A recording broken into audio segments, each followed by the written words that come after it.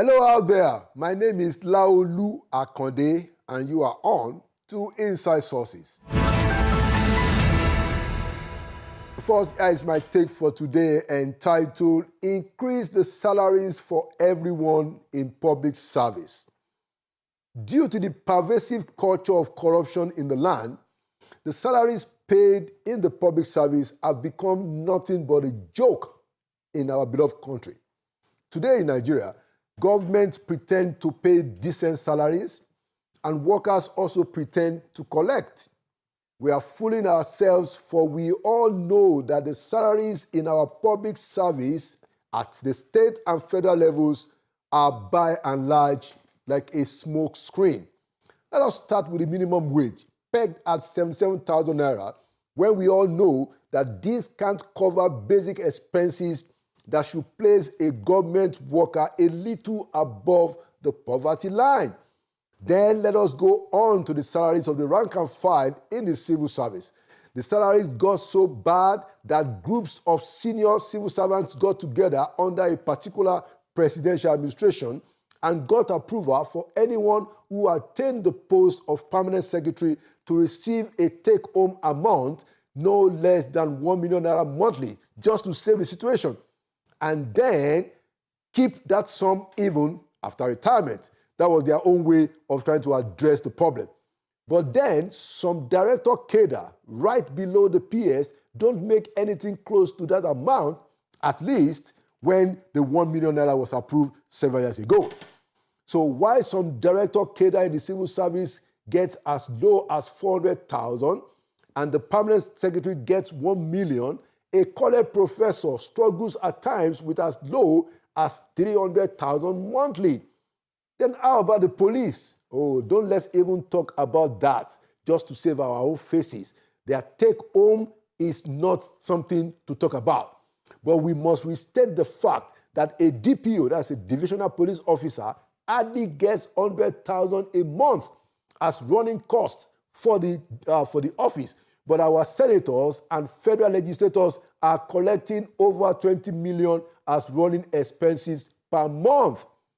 How that makes sense is best left to conjecture. Don't even let us talk about that now. Civil servants, for the most part, are poorly paid, but they are responsible at times for the disbursement of billions of naira. So here is my argument today. Our remuneration and emoluments in the public service is warped and has been corroded by financial malfeasance and official graft. If we pay people in the public service well, we should be able to morally and properly punish corrupt public officials and curb the pervasive corruption in our country. A policeman carries live ammunition and has the license to kill, but he receives a pay that makes a mincemeat of his personal dignity, and then we scream of corruption in the police. When Lee Kuan Yew, the first Prime Minister of Singapore, when he raised the salaries of the ministers in that country, he said that action was necessary to prevent corruption. That is still true today. According to him, and I quote, "Ministers who deal with billions of dollars cannot be paid low salaries without risking a system malfunction. Low salaries will not attract able men who are or can be successful in their professions or business. Low salaries will draw in hypocrites who sweet-talk their way into power in the name of public service, but once in charge will show their true color and ruin the country." Unquote. Can any one of us beat our chest that this is not what is happening in our public service today? Can any one of us? In Lagos State, under the governorship of Asiwaju Bola Ahmed Tinubu, with Professor Yemi Osinbajo as his Attorney General, corruption in the Lagos judiciary came down significantly after the salaries of the judges became way better and secured dignity of judicial officers. The facts are there. Civil servants in Nigeria are largely poorly paid. Teachers are poorly paid. Doctors are poorly paid. Professors are poorly paid. Police officers are poorly paid, etc. and etc. And yet we are screaming that corruption is killing us. Why won't it kill us? Now, political appointees deserve the salary increase that is being proposed, but so too the entire public service in Nigeria. Everybody in public service deserves the increase. Fair is fair. Please, don't be confused by those who say governments can't afford to pay decent and competitive salaries. Here is the truth. The value of the huge cost of widespread corruption of public funds will come in handy to help. In 2023 alone, an estimated sum of $721 billion was paid in this country to public officials as bribes.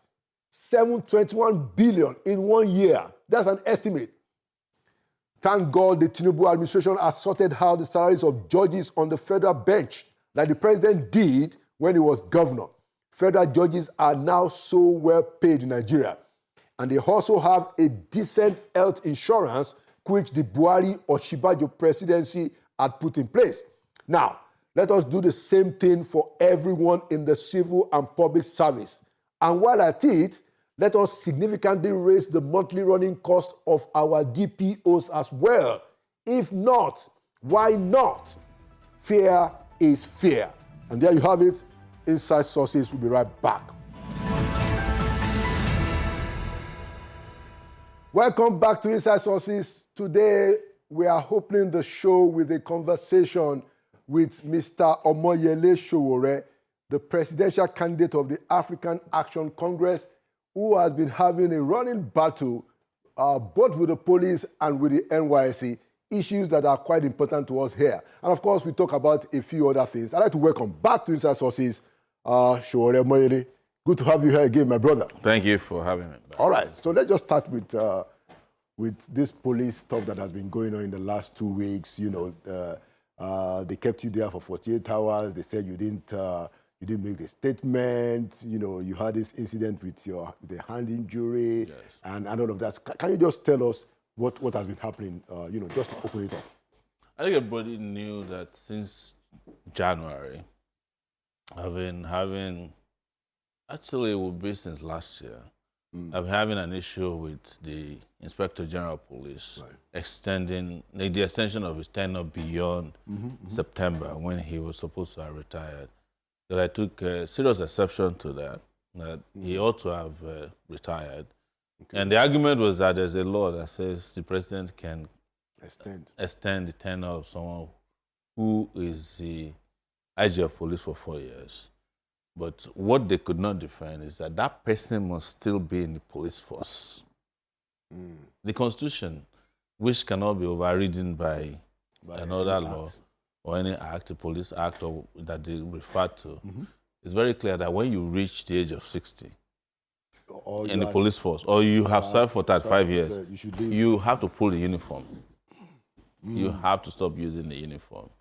Okay. And one of the things we used in defeating them in the argument was that there was that period, a retired policeman who was an inspector was also arrested for continuing the work as a policeman. He was actually found at a police checkpoint.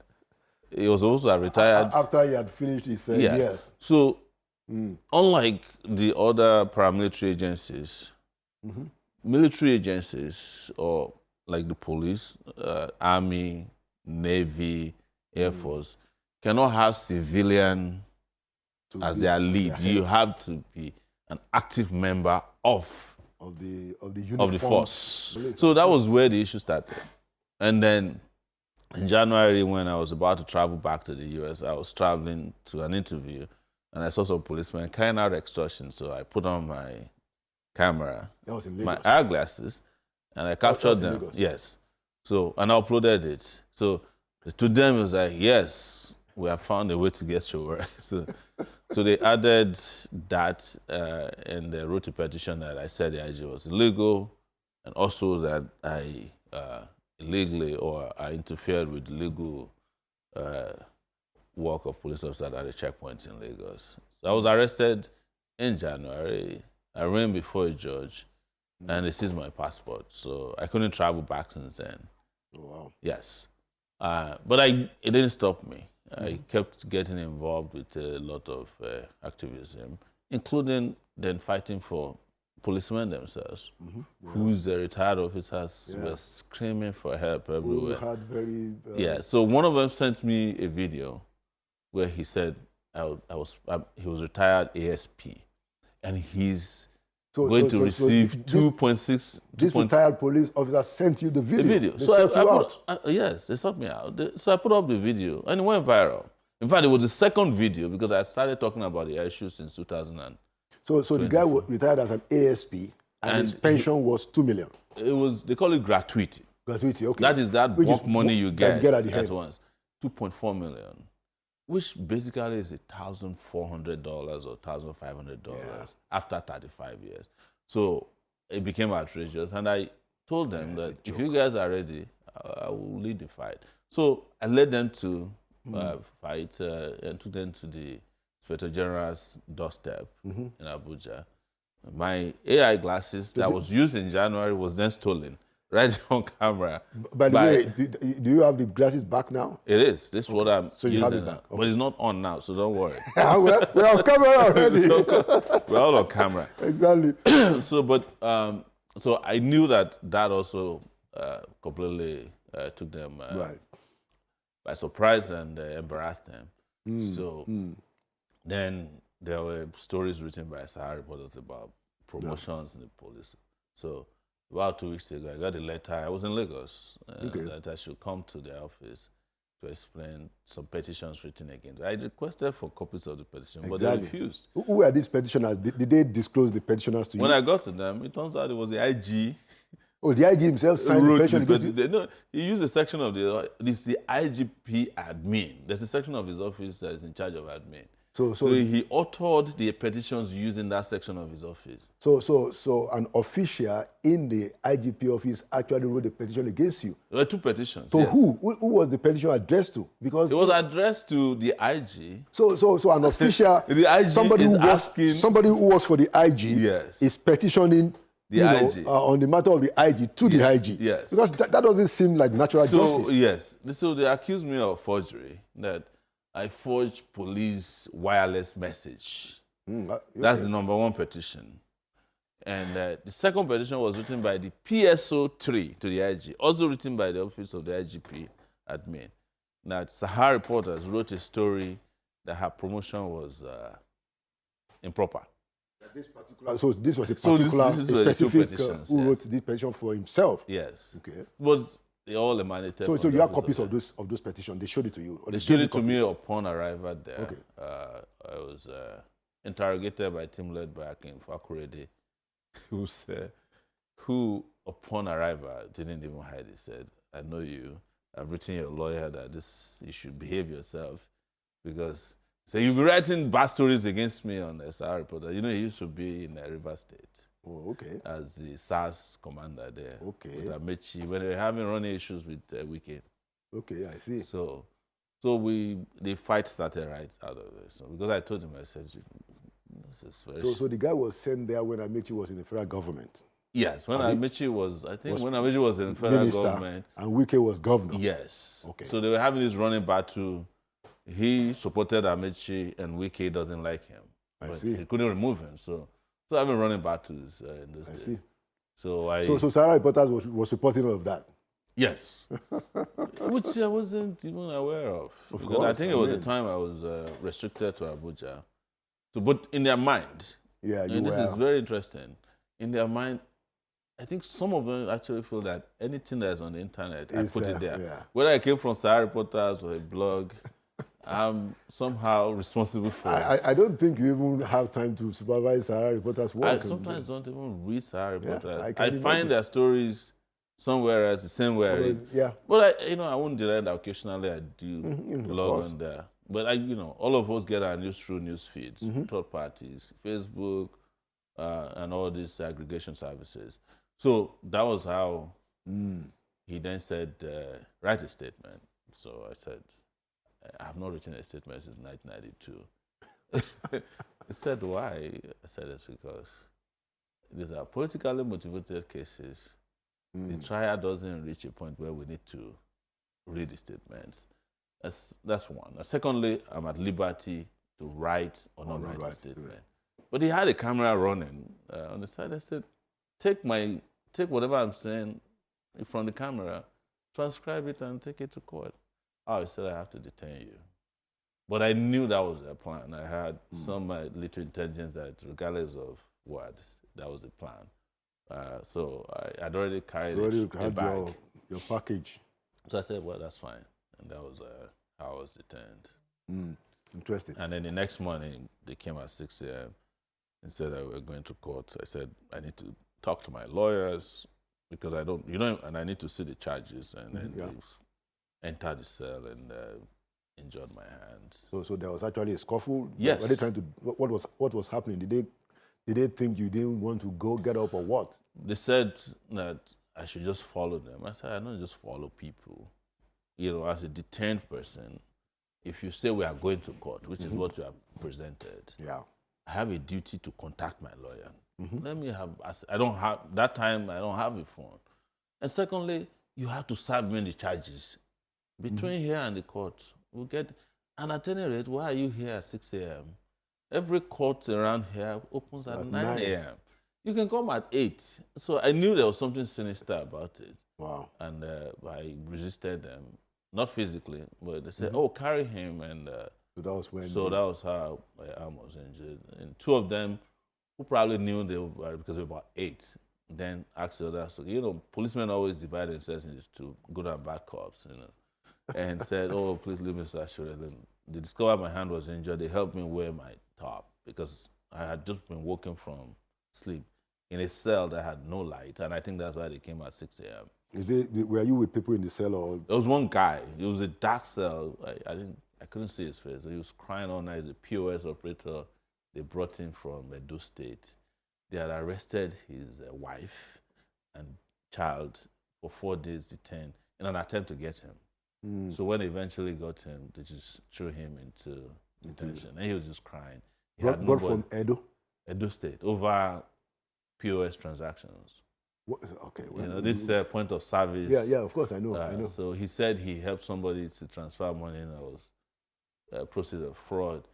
But he had already told them who the persons were. And then, it would be a good question to ask the police, so why bring the guy from Edo? What's national about that? There's a jurisdiction, the matter is, but that's how they operate. A good thing, you yourself and myself have always advocated for police reforms, including police welfare, because it's important. I mean, both of us lived in the United States. You knew that there were 2 public servants that live where, the teachers and the cops. The police, yes. No, I actually told them, even though I didn't write a statement, I explained to them that when we were in the university, and I'm sure you participated in this, that one of our demands was always police welfare. Yeah. NSAS had a component that was devoted to police welfare. True. Very true. So I've always fought for police well-being. Yeah. It is you policemen that fight against your own well-being by defending the people who make sure you don't get anything. Because look at it. A senator takes home 30 million naira. Yeah. A month. I talked about that, earlier. Yes. The running cost, they say, it's not the salary, it's running expenses. Exactly. It doesn't matter. It doesn't matter. But a DPO doesn't get 100,000 to run the place. The entire state police command gets 4 million naira per quarter. They don't even pay it. The entire state? State, yes. There are DPOs that have up to 500 policemen in their commands. And their monthly is like 10,000, I think 40,000 naira to maintain their office. So you have actually set them out there to extort. Yeah. And you were talking about New York. When I was at Columbia University, we studied about how the police in New York was reformed. Because there was a time the NYPD was also a rogue organization. True. But the reform was about remuneration, about planning, and about organization that was strategic. You don't pay them. Forget about even the salary. The way you pay them is to look at, by the time you give them all the allowances over time, the transfer, hazard, healthcare, life insurance, they will get to at least ₦1 million per month.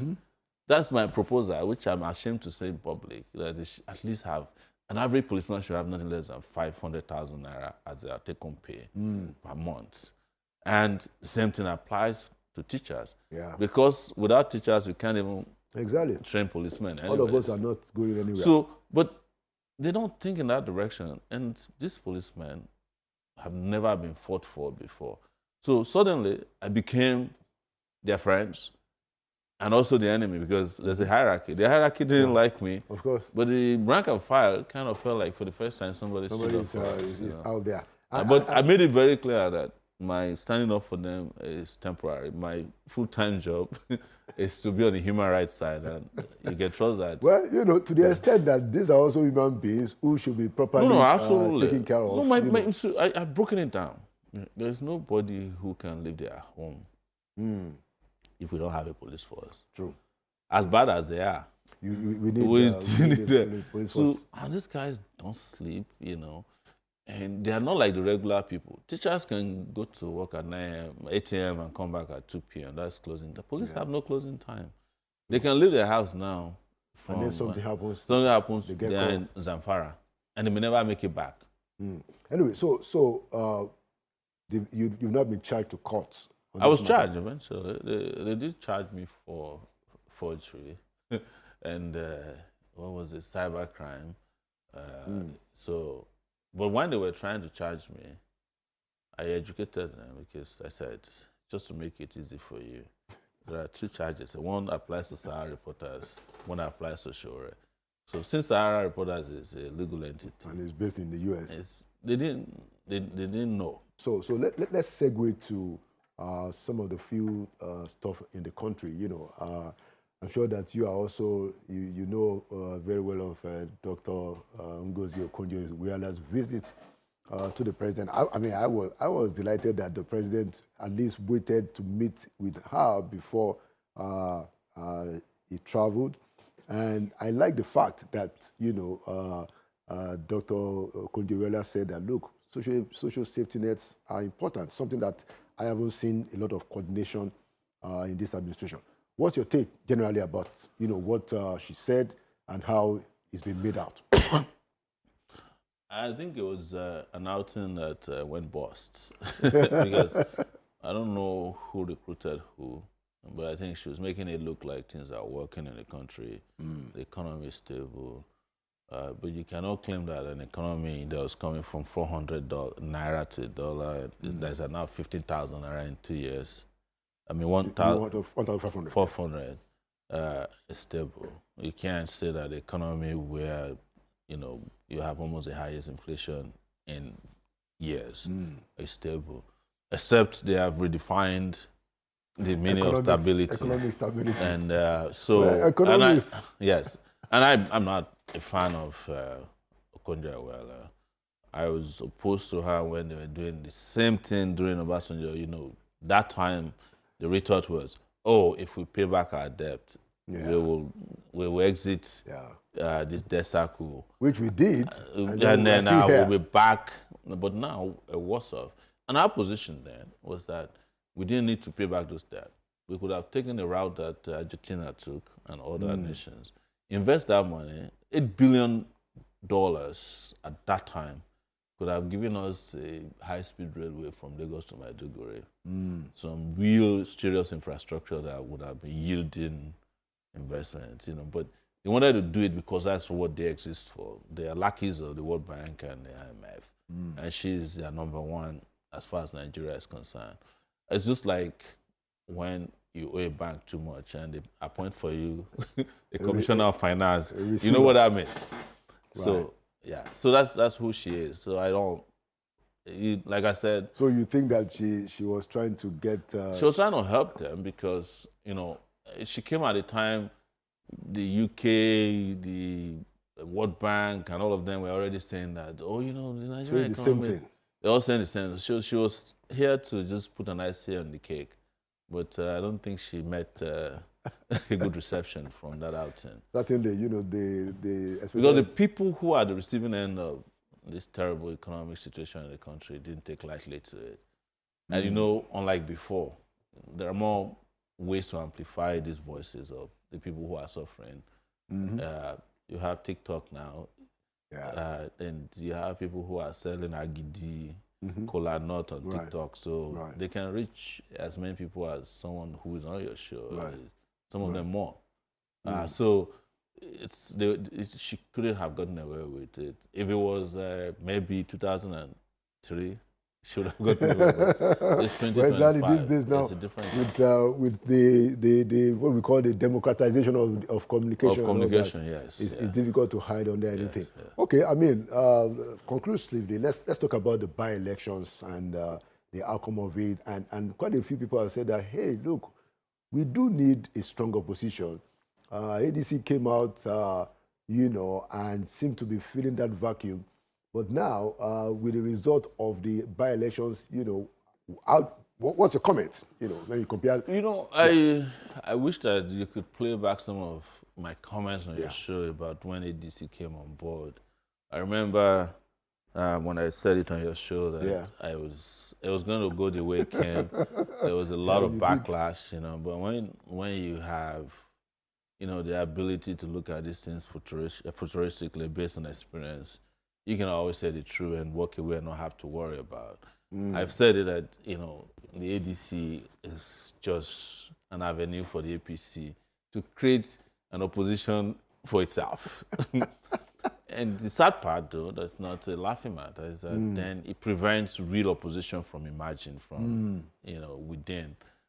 Or at least it doesn't give real opposition the opportunity. Because, Nigerians are very fleeting. The moment they see an opposition group come up, it's like, we don't need to fight again. They are fighting for us. They're always looking for messiahs, You remember I also mentioned when Professor Patutomi set up his shadow cabinet that the cabinet that's in place is already shadow cabinet. I don't know where that ended anyway. And, when APC came on board, they blackmail politically. And it was like, if you don't join, you are working for the APC. Now, the people have joined, and it seems that they are the ones working for the APC because the by-elections have proven that they did not have an impact on the APC's strategy of selection during election cycles. But one thing that we must not overlook, which gives me a little bit of hope for real opposition, that I hope these guys can just step out of the way, is that the participation in the election tells a different story. Voter apathy is unprecedented. It's like people are saying, you can go and do your election, we are not participating in this. Yeah.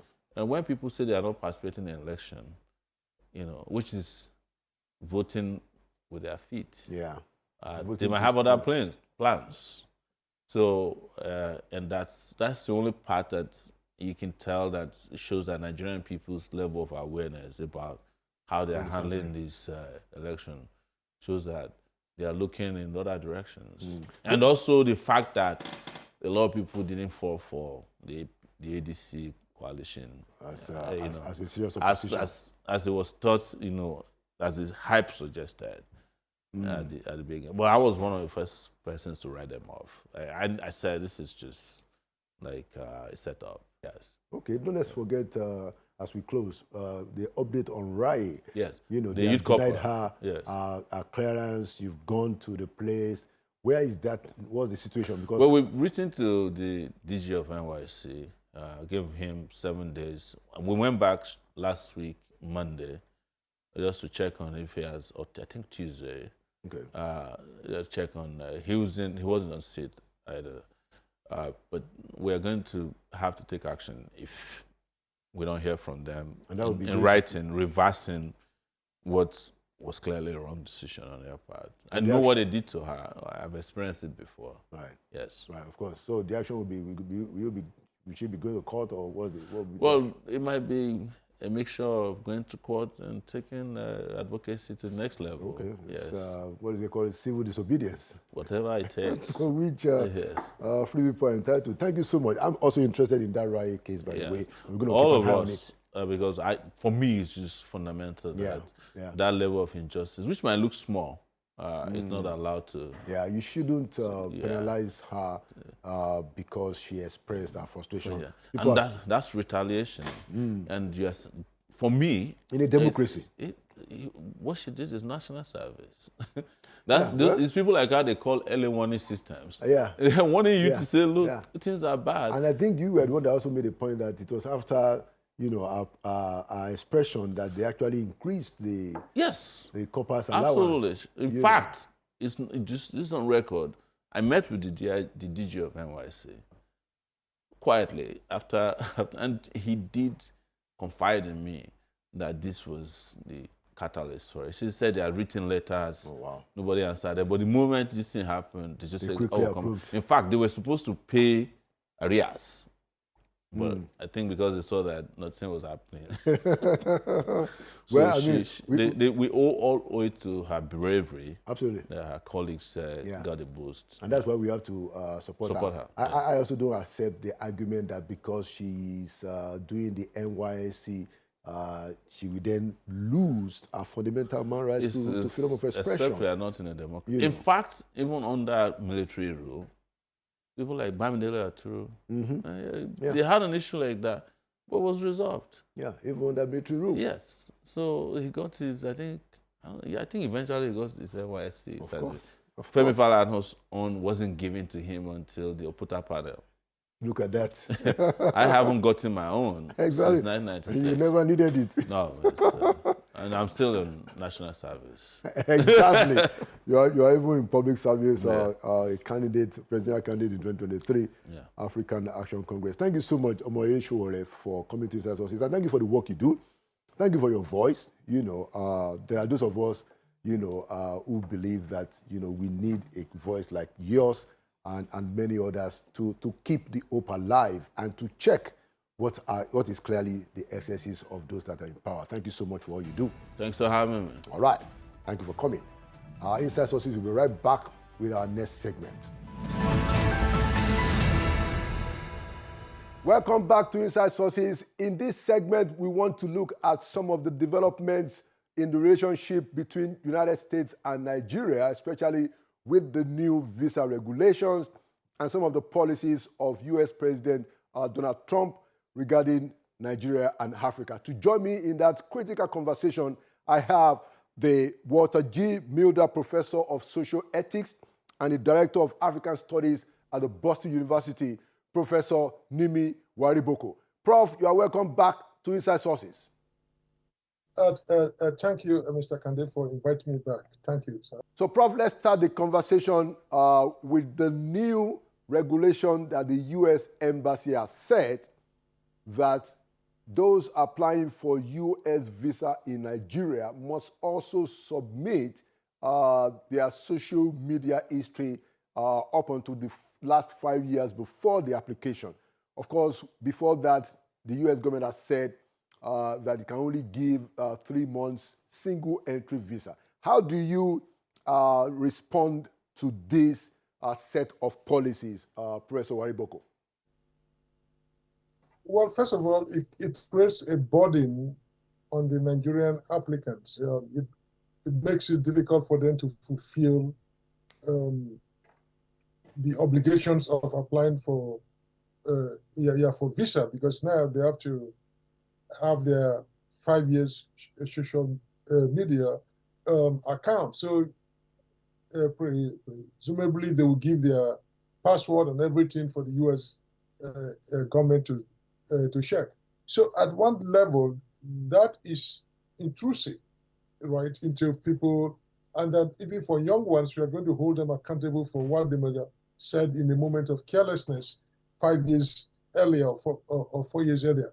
But on the other hand, the U.S. has a right to determine, to set the conditions for those it will let into its country. So it has a right to say, we want to check your account to see whether you have terrorist inclinations or some of the things that you do.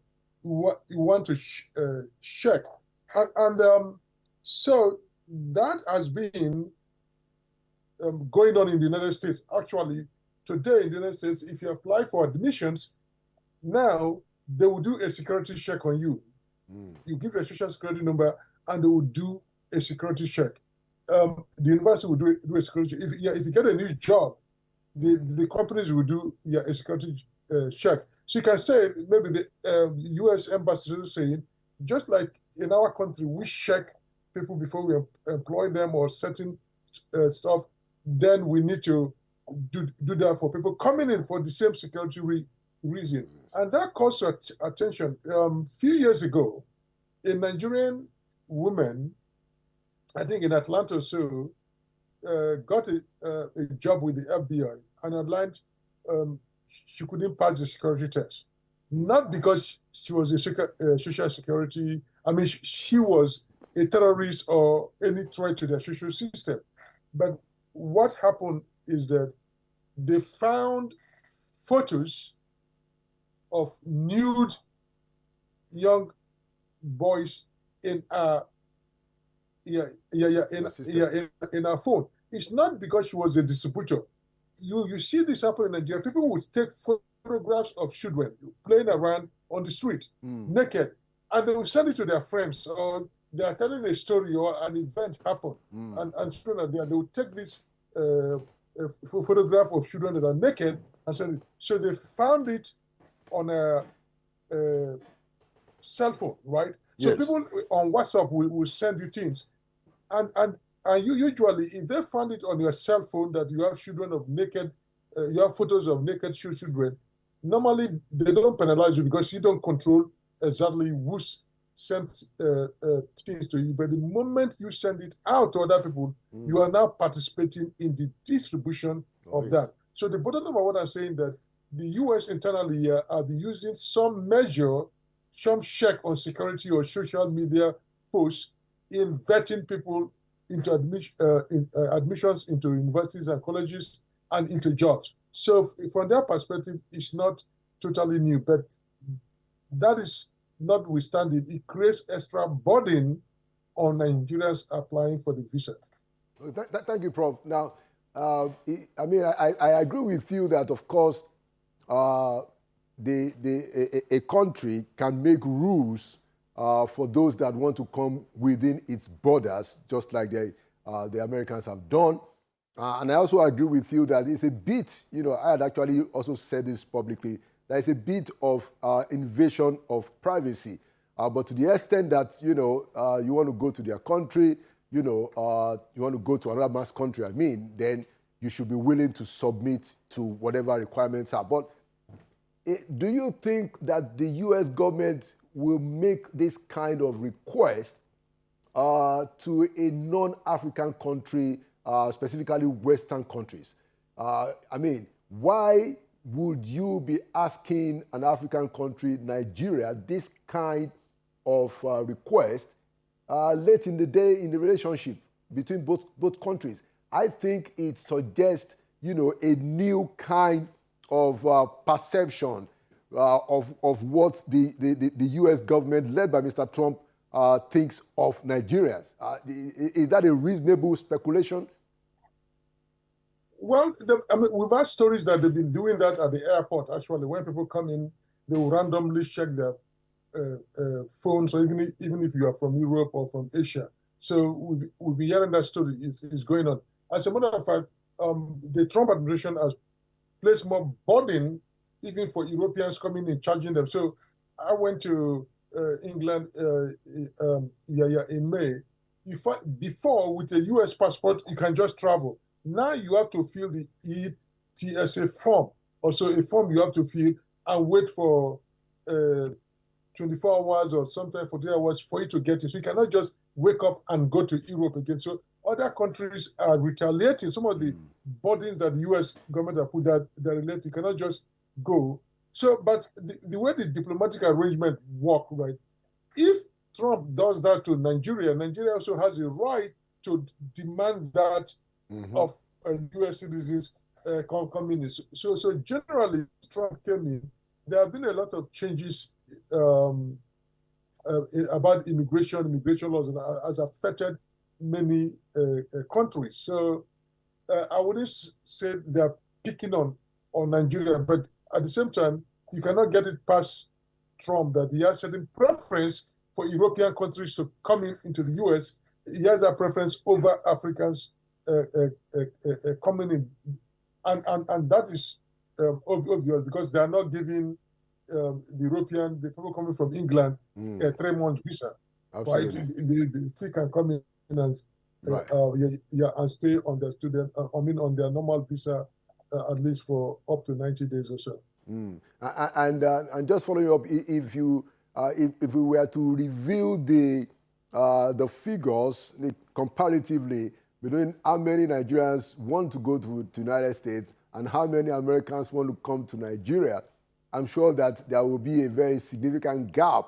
You will find out that more and more Nigerians, especially young people, are out there, in the diplomatic streets here in Abuja, at times as early as 5 a.m., forming long queues even before the offices open around 7:30, 8 o'clock. So what do you think this says to our political leaders, or what does it say to us as a people when you look at that kind of, because, no matter how we dice it, it speaks something to our dignity, that we can be treated in such a way. And our people, very desperate to get out of the country, they are willing to make themselves undergo such treatment. How do you respond to that? Prof, you are a professor of social ethics. No, you hit the nail on the head, right?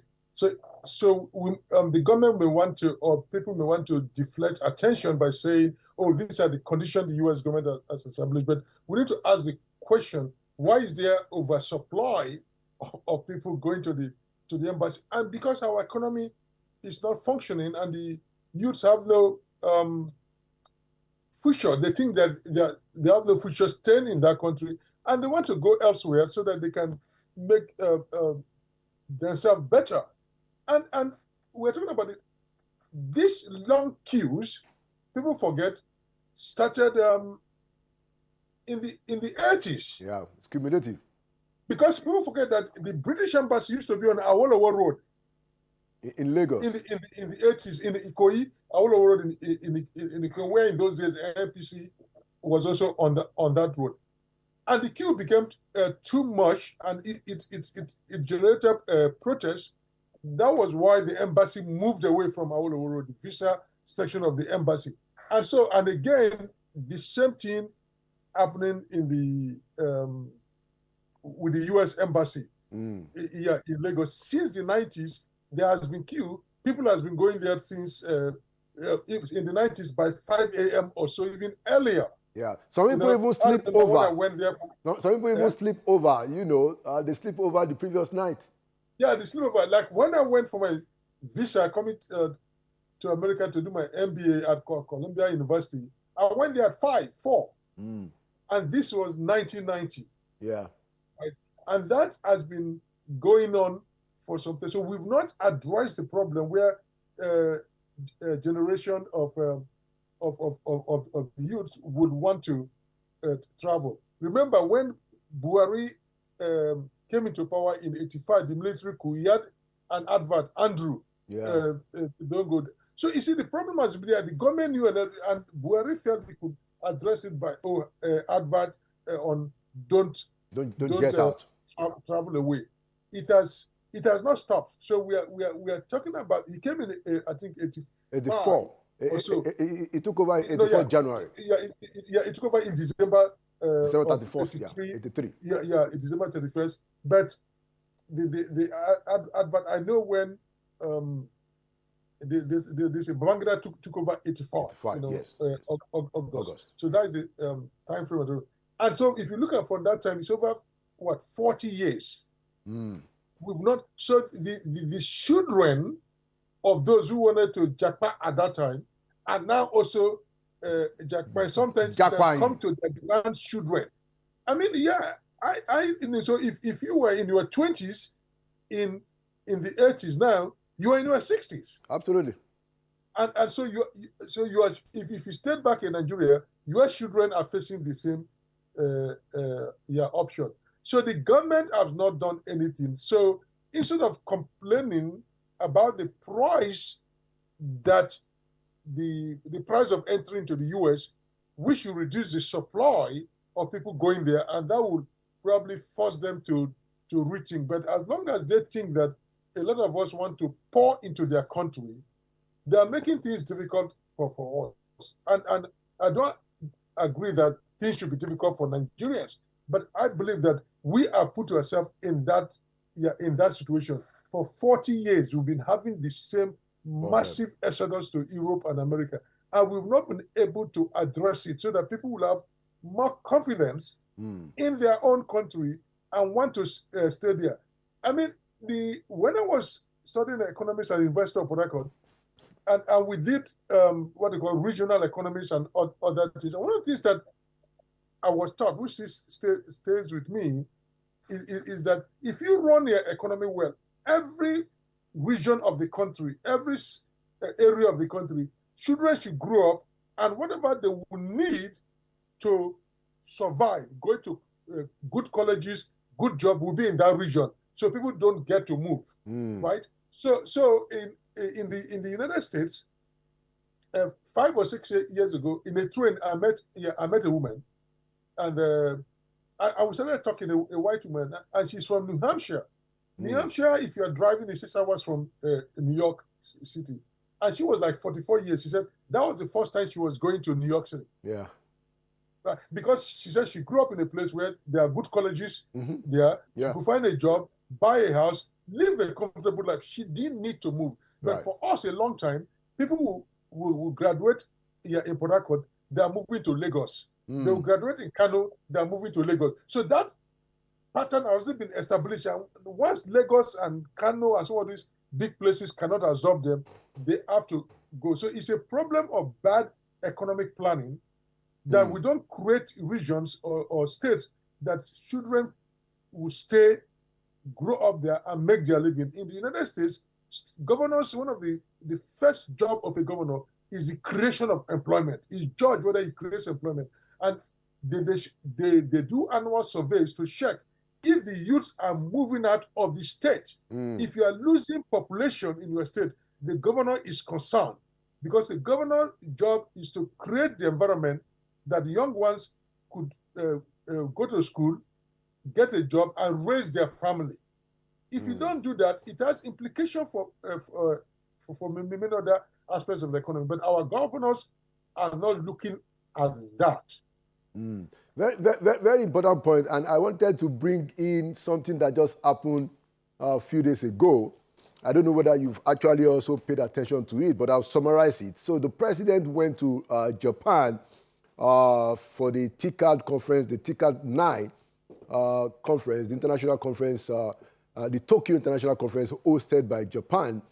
And one of the developments that came out of that conference is that the government of Japan has now designated a particular Japanese community, I think a town, to say that, look, people who want to come from Nigeria can come and live in this part of Japan, that they now have an arrangement for people that are skilled and non-skilled who want to come from Nigeria to live in Japan.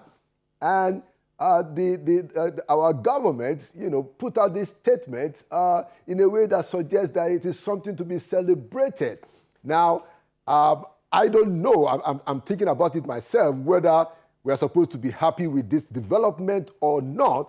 But I wanted to ask you, should we be excited that now we have a developed country like Japan saying that, you know what, Nigerians who have skills, Nigerians who want to do anything, we have dedicated a town for your people to come and set up. How do you respond to that, Prof? I'll respond to it at least at 3 different levels. At the level of the government, they're not supposed to be happy. A government that is happy that its population is exported outside, its skilled populations is exported outside, shouldn't be happy, right? So they should stay in the country and develop the country. So if people are willing to leave so much that another country has to create a town for you, it means there is something wrong. Why would they?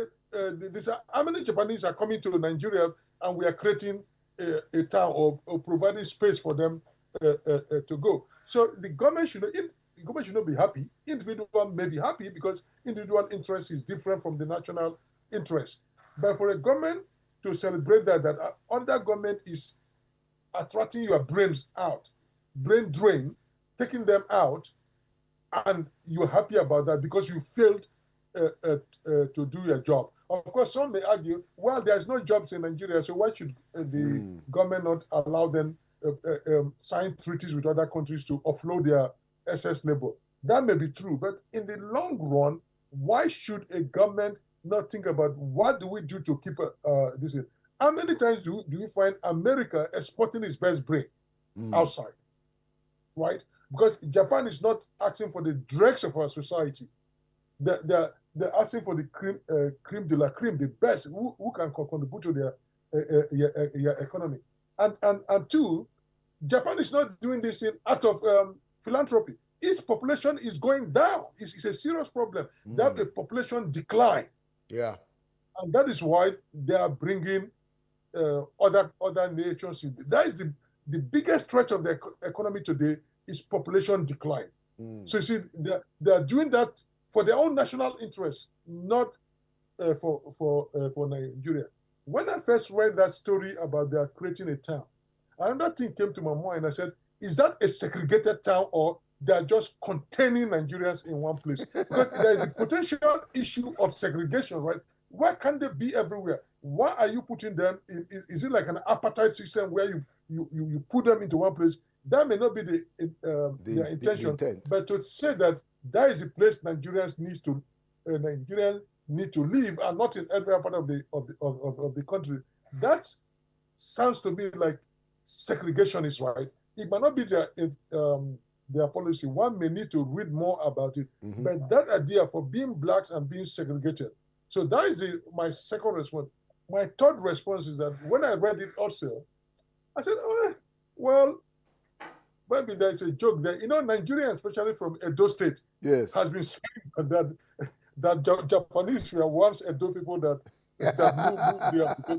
There are similarities of names and some terms also they moved there. And I said, probably on a humorous level, Japan has finally accepted that they're originally from Edo, and maybe they're creating a space for Nigeria. But that was a joke. But those are the things that. So what I've just told you, those are the three things that went through my mind: the government reaction, the what it means for Japan, right, and of course at the humorous level, Edo people that has believed that Japanese were once Edo people. Yes. Okay, just as we segue, so that town that was designated in Japan for Nigeria is called Kisarazu. They say it's designated as the hometown for Nigerians, and I think they have done the similar thing for Tanzania, put Tanzanians in another town, Ghana, and also Mozambique. They picked 4 different towns for those 4 countries that we targeted in Africa. And the city designated for Nigerians in Japan is Kisarazu. So let's move on, Prof. What is the attitude of Nigerians abroad to the fact that the country is already busy? All of us were already busy talking about what is going to happen in 2027, even though we still have 2 years ahead of it. What is the buzz also among Nigerian community abroad? Yes, they are talking about what is going to be the outcome, who is going to be the president. For Nigerians, some people say it's too early to talk about 2027, just 2 years. But in the US, election cycles are 2 years, and the president 4 years. So every 2 years, people are energized. So for them, it's not strange that Nigeria is looking ahead of what is going to happen. But for many of them, they feel like at the end of the day, there will not be any substantive change because they do not have faith in the electoral system. That Nigerians will be allowed to vote and their votes will be counted and the winner will be announced. because they feel that the system is rigged at many levels. So people don't have that confidence. And that is their concern. And it's not only at the presidential level, at all the levels, that elections, the results of elections are not true reflection of the wishes of the people. And they're also concerned that will Nigerians go out massively to vote, or because they are disappointed by the outcome of previous election, they are going to stay at home. Or if anything goes wrong, if somebody tries to rig the election, will they try to resist that? So these are the kind of conversation that that is going on among Nigerians here. So they're invested in the outcome of the election. One thing to be very clear: people think that when you move out of Nigeria, you disengage. When Nigerians move out from Nigeria, that is actually when they get more engaged. Very true. Very true. In the country. It's very true. They follow the news. I lived that life for 17 years. You are so correct. Yeah. So people think that Nigerians are not interested.